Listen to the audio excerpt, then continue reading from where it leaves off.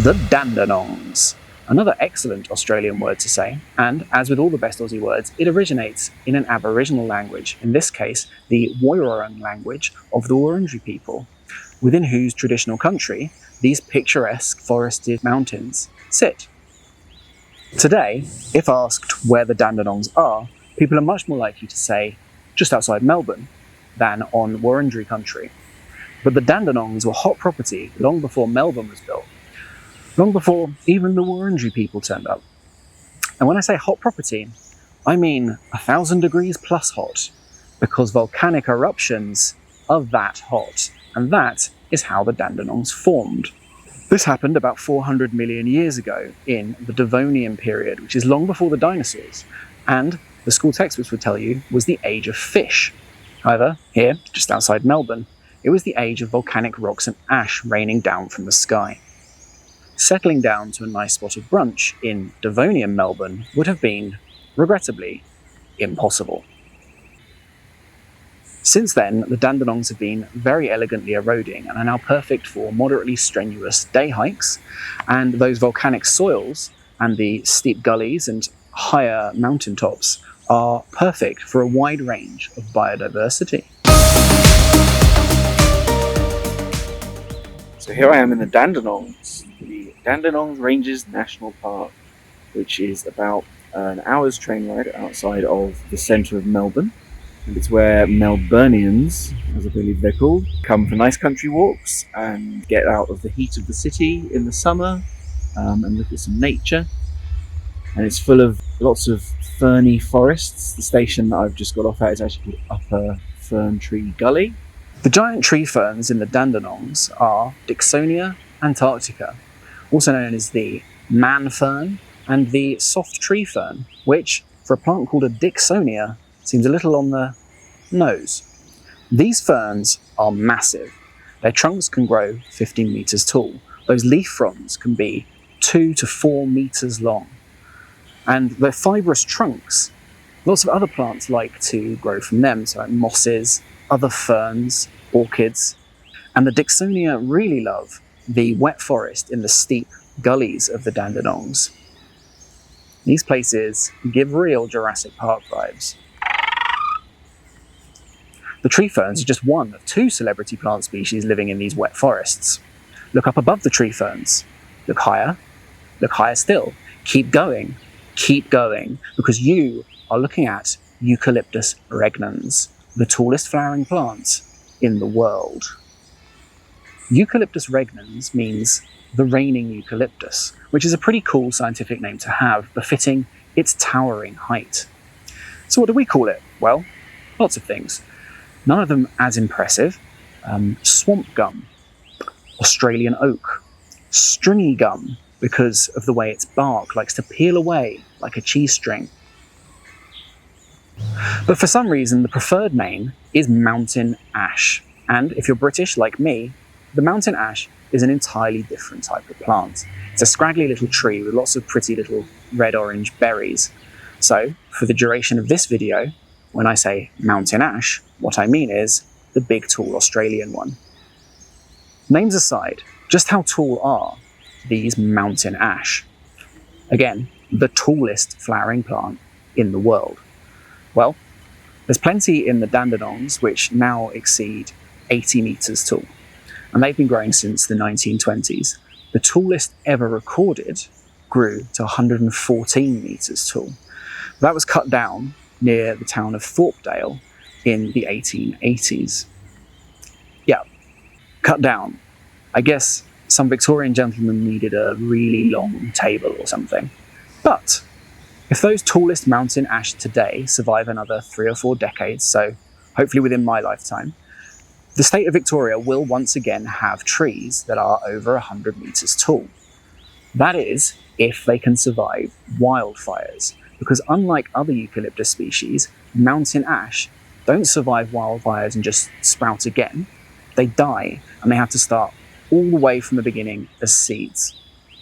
So, for comparison, that 114-metre tree that the Victorians cut down was bigger than the Statue of Liberty and Big Ben, and would have come a third of the way up the Eiffel Tower.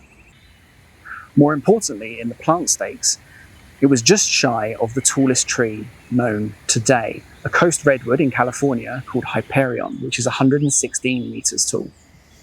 Now, if the tall tales of the first Europeans to have arrived in Australia are to be believed, they came across mountain ash that they reckoned was at least 400 foot tall, which is 121 meters, which would make mountain ash the tallest plant in the world.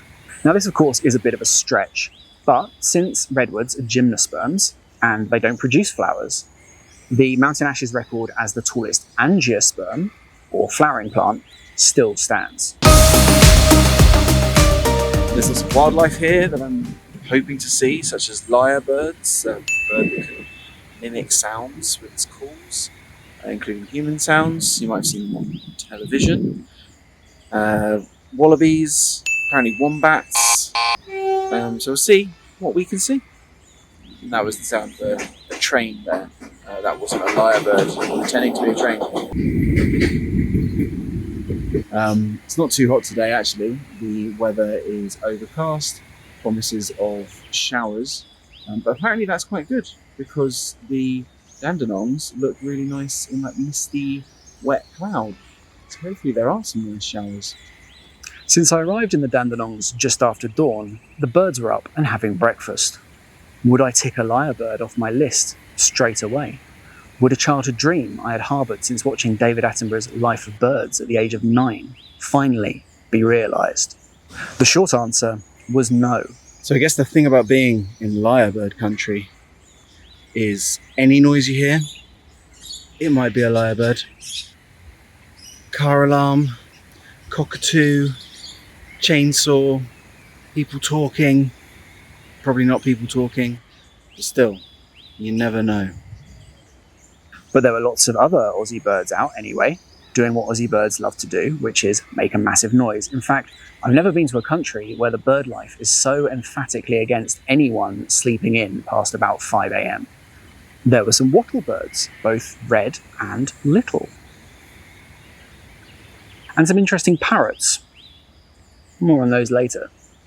The best early sighting of the day was a pair of laughing kookaburras out for their morning hunt. Now, you may not know, but kookaburras are, in fact, just beefed up kingfishers. However, they have given up being the king of fishing and have turned to hunting small animals in Australian woodland. I guess you could say that, like many humans in Australia, kookaburras do have relatives in Britain, but here down under, they've developed a much more impressive physique and their own brand of slightly aggressive friendliness. When hunting, kookaburras first find a really good perch, which sometimes, but not always, is in the old gum tree, as the song would have it, and swoop down on their prey and grab them in their massive beaks. Now, we all think of kookaburras as cute and fluffy, but their table manners are anything but. They hold on to that prey in their massive beak, and then they bash them to death on a hard surface like a rock, with a violent jerking motion of the side of their head. Scary, scary king of the bush is he. The laughing kookaburra only lives in Australia, unless you count human introductions in New Zealand. But while Australia likes to paint itself as the top kookaburra habitat in the world, of the 5 species of kookaburra there are, only 2 of them actually live here. 4 of them live on the island of New Guinea. And speaking of Australians in New Guinea, the next thing I came across on my walk was a war memorial to a battle fought in World War II on that very island. So I'm about to begin the trail. It's known as the 1,000 Steps, which is a memorial trail for the soldiers that resisted the Japanese attempts to take Port Moresby in Papua New Guinea during the Second World War. So yeah, it's a memorial to those Australian soldiers, and it's meant to be a very steep climb. Now, this video is meant to be about nature, so although I feel this is a betrayal of my history undergraduate degree, I'm going to breeze past the war stuff here. If you're interested, come to the Dandenongs and read the very extensive information sign. And the 1,000 Steps Trail is meant to represent the Kokoda Trail itself. It's a similar width, apparently, with jungle either side. And there's lots of plaques and stuff along the way, but I think most importantly and most famously, there are 1,000 steps. I'm not going to count them. Yeah, let's see how I am at the other end.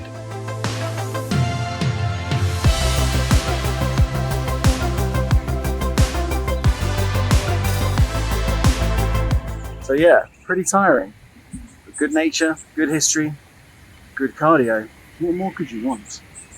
After all those steps, there wasn't actually that much at the top, just a small pond with a Pacific black duck, considering waking up and deciding against it. Now I was out of the wet fern gully, higher up in the Dandenongs, I started spotting more wildflowers. Time to play Native or Invasive Dandenongs Edition. The first thing to understand about the Dandenong Ranges National Park is that it is very exposed to human activity. Not only is it basically a suburb of Melbourne at this point, not only do Melburnians come here all the time, traipsing in all sorts of outside things, but like national parks in England, it is also dotted with picture postcard villages with some very fancy real estate. I was therefore surprised by how many native Australian plants I did find. But first, let's do a roll call of the things that have escaped from the gardens. At some points, I felt like I could be in the English countryside.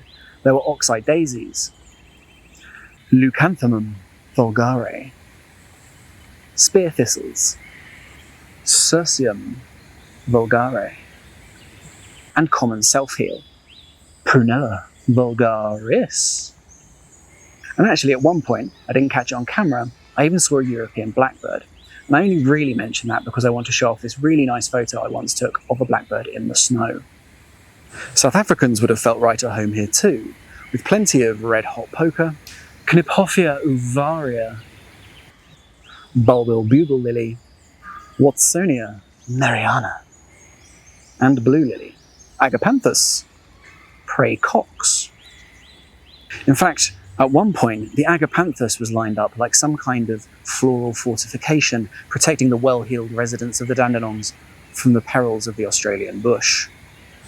Other invasives originated in the Americas, a few Peruvian lilies, Alstroemeria, Alrea, some tall flat sedge, Cyperus eragrostris, and the juicy-looking berries of some purple cestrum, Cestrum elegans, which, according to its Wikipedia entry at least, some people refer to as bastard jasmine. Seems a bit harsh. So yeah, lots of gaudy exotics vying for my attention. But that made the native forest flowers all the more special when I came across them. And there were some really nice ones. A rosy hyacinth orchid, Dipodium roseum. A single yellow flower of a hop goodenia, Goodenia ovata, which is a proud Aussie weed. Some native mint, a couple of Australian groundsel species, fireweed groundsel, Senecio lineafolius, and saw groundsel, Senecio vagus, and an Australian bluebell, Wallenbergia stricta. Absolutely no relation, if you were wondering. Some of the larger native shrubs were in bloom too. Well, January is summer here, such as this Ozothamnus, also known as the tree everlasting, presumably because of its ability to regenerate very quickly after fire or human land clearance. It also looks like a load of cauliflowers bobbing in the breeze, which is very nice. I reckon one of the reasons I saw so many native plants during my hike was that there are people out here in the Dandenongs on the regular, just trying to hit back those invasive weeds. I bumped into a group of them on the way and had a chat. They were particularly trying to hit Tutsum, which is a European plant with nice yellow flowers, popular in gardens, and it was first recorded in Australia in 1865 in Tasmania, and has since grown to be quite the pest in the southeast. A heroic task. I still saw quite a few Tutsum berries on my walk. And I saw several of this plant, the Tasmanian flax lily, Dianella tasmanica. And they're hard to miss because this time of year they were in fruit, and the fruit look like they're from another planet. Are these raveberries good bush tucker, I hear you ask? Well, if you're going to drop one of these bad boys, you better be sure which species it is you're eating. Some of them are very tasty. The blueberry lily, Dianella revoluta, for example, has a sweet, nutty flavour, and Aboriginal peoples have used it to make traditional tea. But most Dianella would give you a bad trip, causing breathing difficulties, dizziness, and hiccups. So I skipped on the disco berries, but I was getting hungry. Weirdly, I came across this sign after 2 hours of being in what I thought was the Dandenong Ranges National Park. It was at this point I came across my first wild mammal. Was it a wallaby? Was it a wombat? No. In the immortal words of Elmer Fudd, it was a wabbit. And in Australia, the longtime nemesis of Bugs Bunny would be a legitimate hero, lauded for his dedication to lapine liquidation, because rabbits here are bad news. Because according to the government-funded Threatened Species Recovery Hub, rabbits are the worst invasive species on the continent. Not foxes, not cats, not cane toads, rabbits. Because they are responsible for undermining over 320 of Australia's threatened species. How could they? I hear you cry. They are so cute. They twitch their noses in such an adorable way. You can't nose twitch anything into extinction. But what rabbits are really good at is being very thorough nibblers. And this is bad for Australian plants, because the rabbits eat their seedlings, stopping them regrowing. Also, lots of fat rabbits lolloping around boost the numbers of those invasive predators like the foxes and the cats, which again are bad for the native wildlife. And rabbits weren't the only unwanted mammals in the Dandenongs. There are also signs up about the control of deer and of dogs. And for more on the dogs issue, check out my Hunter Wetlands video. And can you hear the kookaburras?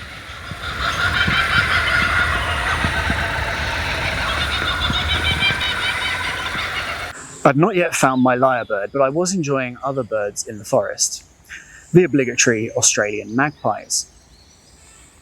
This brown thornbill, Australia's contribution to the category of LBJ. Little brown job, if you're not in on the Twitcher lingo.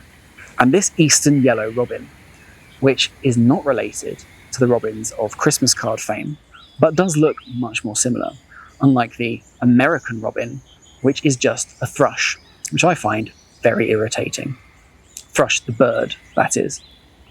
And then, a bird right at the top of my Australian hit list. The superb fairy wren, bouncing like a little sapphire on the frond of a tree fern.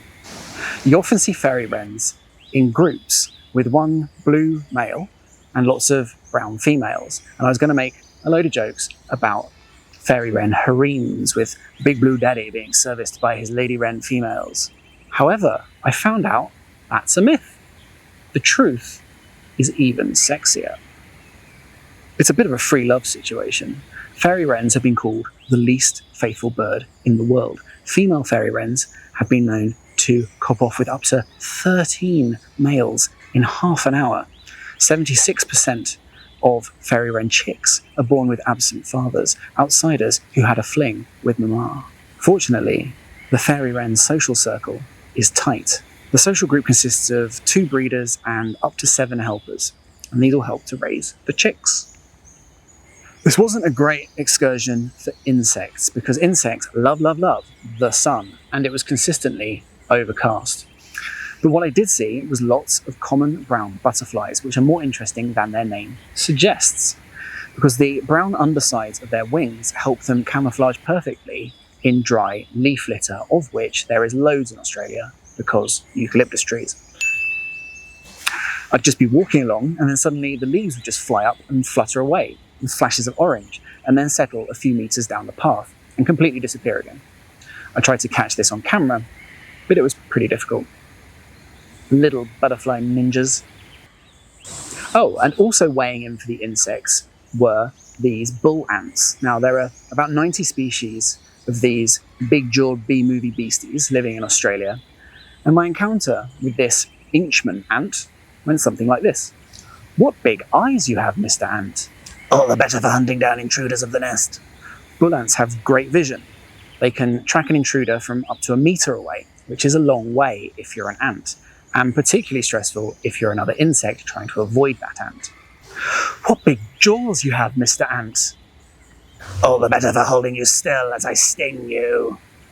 Because while you might think the jaws of these ants are what you need to look out for, it's actually the stinger in the abdomen that's going to really hurt. And, like bees and wasps, to which ants are related, some people can have allergic reactions. So be careful out there. What a big nest you have, Mr. Ant. It's not my nest. No, this is not a bull ant nest. Bull ants live under the ground. This nest belongs to a different ant genus, potentially Anonintia murmur. I'm not sure though. And that's where I've just been walking all the way through that forest. So that's quite nice. And here's proof that you can't even go for a hike in a forest near Melbourne without being forced to have brunch. While we're taking a break, why not recap on the route I'm hiking through the Dandenongs? Starting out in those tree fern gullies, up those 1,000 steps and onto the forested hillsides, across those to the village of Sassafras. And then the second part of the day is through Sherbrooke Forest, which is where some of the mountain ash grow particularly massive, and past Sherbrooke Falls, very nice.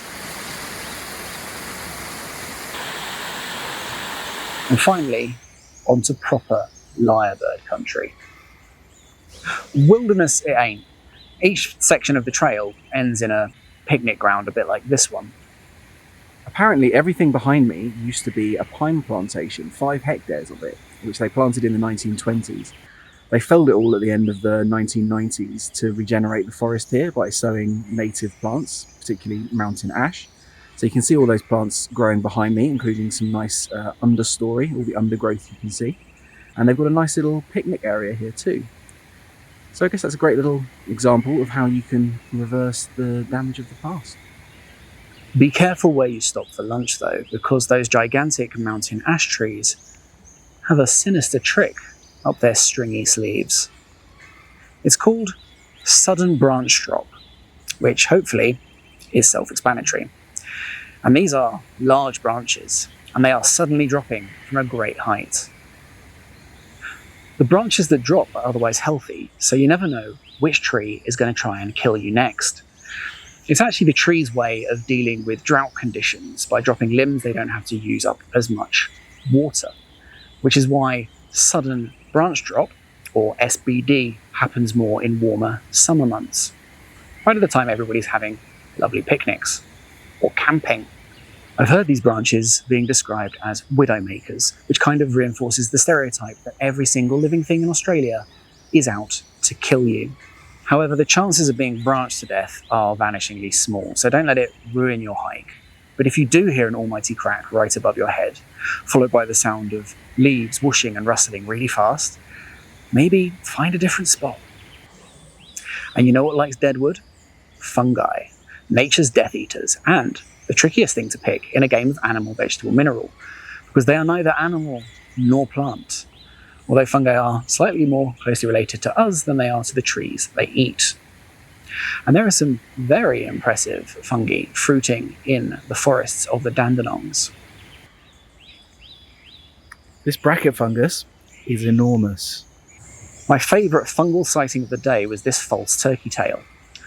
Not to be confused with the turkey tail fungus of North America and Europe, or indeed an actual turkey's tail. I actually tend to think they look like a bag of potato chips just like wedged into the side of a log. And this fungus also goes by the name of golden curtain crust, because when the sun shines through it, it glows orange. No chance of that today. So this is Grant's picnic ground, which I was told was a hotspot for lyrebirds. Plenty of signs about lyrebirds, plenty of people talking about lyrebirds. There's only really parrots. They're really nice parrots. There are several parrot species in the forest, all Aussie classics. These rainbow lorikeets, which you'll find in any garden across the country. Likewise, lots of sulphur-crested cockatoos, the internet's favourite parrot for memes. And while they look gorgeous, they sound like pterodactyls being murdered. And finally, these crimson rosellas, which I felt like I'd been on the track of all hike.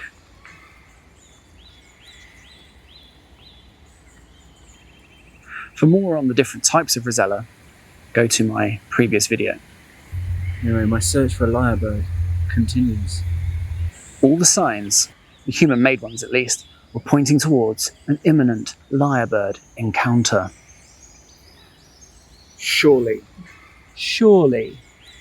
Come on, surely.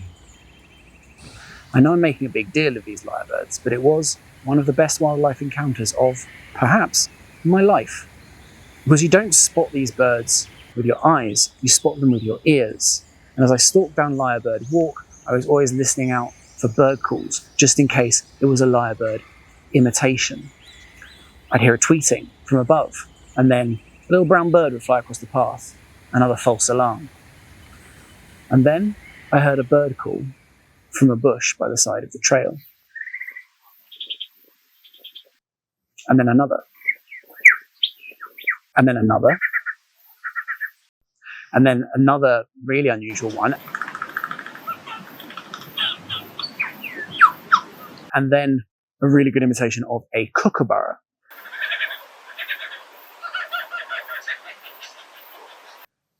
And I'd found it. Strutting around in the bush was a male lyrebird serenading a female out of sight.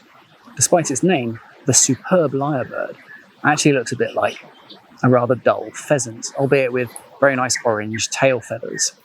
But this bird is no pheasant. It's actually a passerine, a songbird or a perching bird. The biggest group of birds in the world, which includes sparrows and swallows and crows, all sorts. So it's more closely related to them, which makes sense if you look at their faces, because they don't have the crazed, staring look of chickens or other wildfowl. The male attracts a mate from a little mound on the forest floor, a stage, if you will. He then dances, literally shakes his tail feathers, and, most famously, mimics the sounds of anything he's heard around him in the forest. Now, let us listen and appreciate this male's repertoire.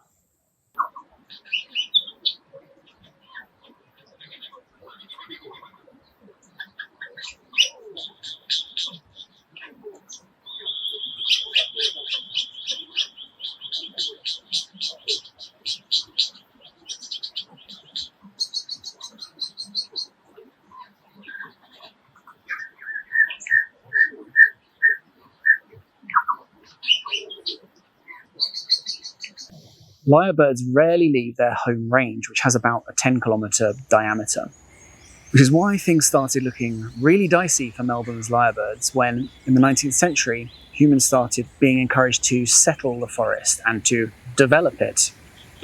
Thankfully, that was stopped, and the forest is now protected, and conservation has secured the lyrebird. As with this impressive forest itself, the main threat to lyrebirds now is wildfires, which are becoming more fierce and more frequent. Oh, and why are they called lyrebirds? Because they mimic other birds, and that is a lie? No, it's spelled L-Y-R-E, so like the ancient musical instrument. So they're called lyrebirds because they can sing well? No. It's actually because people thought the tails looked like lyres. So there you go. I saw a few more lyrebirds as I went along the trail, but I never saw any wombats, for a few good reasons. 1, they're nocturnal. 2, American tourists keep trying to steal them all. And 3, they have a bad case of mange. And mange is a killer of wombats. These mange mites dig into their skin, and they cause intense, scratchy itchiness, and that opens up into wounds and infections, and ultimately the wombats die. Fortunately, it's treatable, and that treatment is being rolled out in the Dandenongs. Then finally, I saw a marsupial. This was a swamp wallaby, so called because they graze in forests and heathlands. The other name for them is black wallaby, which is, I guess, a little more accurate. They're darker than most wallabies, but we're hardly talking panther colour here, are we? For any evolution geeks out there, swamp wallabies may be of interest. Unlike most other wallabies, which belong to the genus Macropus, as do kangaroos, swamp wallabies belong to the genus Wallabia. They're the last surviving of their line. What sets them apart? Well, they've got fewer chromosomes and different teeth, and, get this, swamp wallaby females can conceive a new embryo while they are still pregnant with a full-term fetus. They get pregnant while still pregnant. Even other macropods, which are pretty damn good at the whole reproducing rapidly thing, don't do that. It was a lovely woodland sighting to finish my hike with. Phew, that was a lot of wildlife, and we didn't even talk about this sheep. As I exited the national park, I found the wildest ride of all, Puffing Billy, the tourist steam train that goes through the area. And I actually got a little bit lost at the historic train station that Puffing Billy goes out of. I found the real station eventually. I could sing the praises of the Dandenongs all day. I ain't no liar. But this guy is. Take it away.